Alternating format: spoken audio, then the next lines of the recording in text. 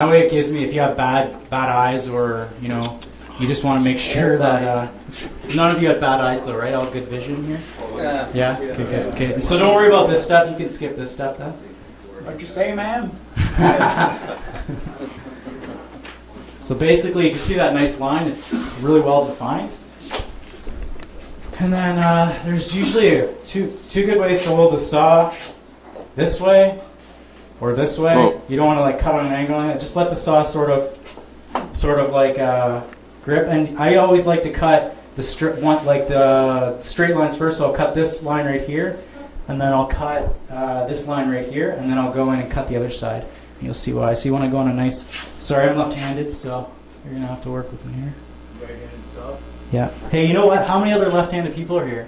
Yeah. You know what? We're the only ones in our right mind, I tell you.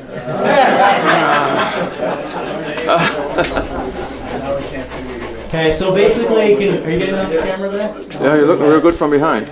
Yeah, you have to watch on the TV. So basically, you just want to cut in on a nice deep angle, like I'd say at least 45. Get right in there.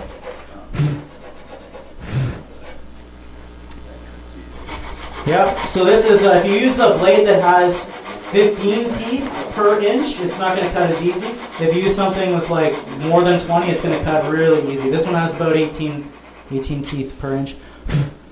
So you want to get it nice, and so let me go up like this. So you can see why I'm doing that, because it just breaks off nice and easy.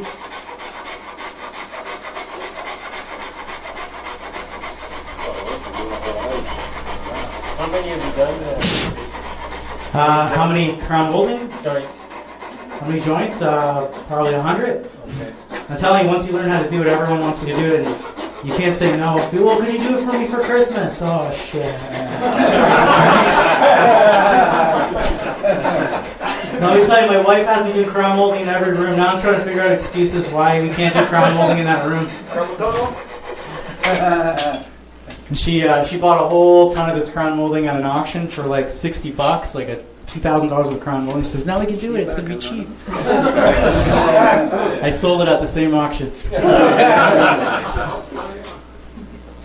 Maybe you should invent crown molding that's just dead flat. Yeah. They call that drywall.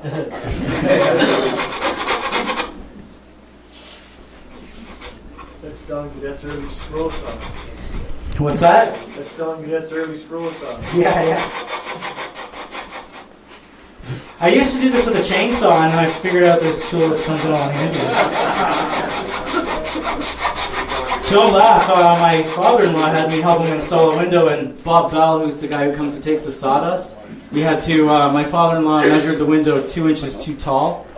Yeah, so we had to cut into the house basically. And I'm cutting it with a scroll saw, or no, what you call it?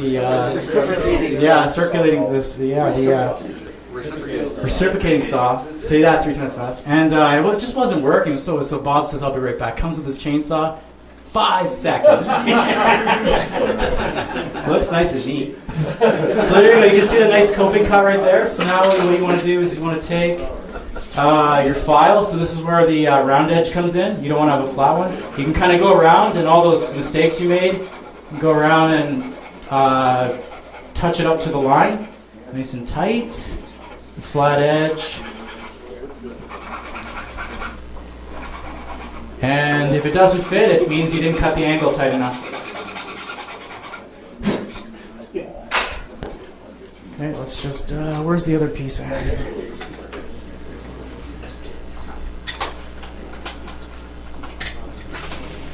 So the benefits of this is that you are not going to see those gaps in 2-3 years.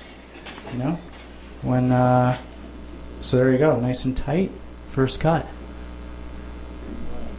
First cut, a little bit of, so if you're off a little bit, you find that, there's a little gap, all you have to do, like, if I'm really picky, so I can see that there's a little gap right there. So what I would do is I would take my file, and I know the gap's right here. I'd make a mark where the gap is, and I would just file this down a little, put it flat. Put my hand on it, just file it down a little bit right here. And the trick is to make sure you're going on at least a 45 angle on your cut back there. It seems on a little unnatural when you're cutting. It seems like you're cutting a little too deep of like too wide of an angle, but it doesn't matter because you won't see it. It's all hidden in the back. When you do it, all you see is the cuts. There you go. A little bit Just of turn- you just can turn put a it- little caulking. Just turn. There you go. Put a little caulking in the corner or something like that. So now, like I said, when you're nailing, you want to nail it into. Just back out a bit on the camera. Yeah. So you nail into the the ceiling. Let's say this is upside down right now. You nail this into the ceiling, nail it into the wall, get it nice and tight, and then your last nail is in a place that you're going to be able to wood fill and sand. Basically, right in the corner that drives it into both pieces of wood, so it's keeping it tight. And then it's hard to get it at the bottom because you got to remember this is right in the corner. This is right in the corner like that. So if you nail it, it's just going into the wall. So I like to put it right in the center, and it drives it into the this piece here. So both pieces are like bound together with 2 nails, brad nails or whatever you're using. But that's it. There you go. Coping cuts, crown molding. It's super easy. Any questions? Any other questions? What's that? We'll show you. Yeah. What are you doing January 12th? Oh, see, I got it. See? Well, what are you guys doing January 12th? Jason, when you're using the coping method, if your angles aren't exactly 90, as most of them are not, right? Yeah. It doesn't matter? That's the benefit. Like, Cecil was telling me that he uses this method. It's great for corners that are not 90 degrees, which is most corners, because you can just literally like twist it, and like when you twist it, it'll fix it, and you can fix all those corners. Like none of my corners are 90 at all. Nothing in my house is square at all. So. You really need to use caulking or wood filler if you get the angle. You don't need to. Yeah. Like if you're like, I'm picky, so I mean I like to take my time with it and measure 4 times and get it right because it just saves me time in the end. But if you find there's a little gap and you don't think that paint's gonna, because paint is thick too, right? If you think that paint's gonna leave a little seam, just put a little wood fill and it's fine because it's not gonna separate because you've nailed the 2 pieces together. So you'll be doing fine. You can also do that. This is crown molding. You can also do this with baseboard, anything that's mitered together that you normally would do a 45 angle on, and corners. So like Cecil says, he does it on the baseboard. So you can do it on baseboards, picture framing, anything, right? I use a scroll saw to do it Yeah.